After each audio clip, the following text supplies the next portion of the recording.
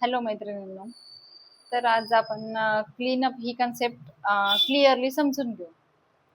तर क्लीनअप मध्ये काय केलं जातं? अगोदर चेहरा क्लीन केला जातो, नंतर स्टीम आणि स्क्रब, म्हणजे अगोदर स्क्रब करून स्टीम दिली जाते आणि त्यानंतर आपल्या ज्या चेहऱ्यावरती मुरूम वगैरे असतात किंवा ॲक्ने, पिंपल्स आणि ब्लॅक हेड्स, व्हाईट हेड्स, त्या स्टीममुळे थोडंसं त्याला बाहेर येण्यास मदत होते.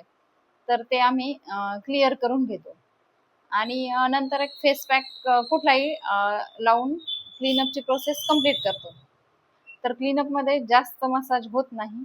त्यामुळे क्लीनअप हे फक्त कमी वयातल्या मुलींसाठी, टीनेजर्ससाठी योग्य आहे, असं माझं तरी मत आहे.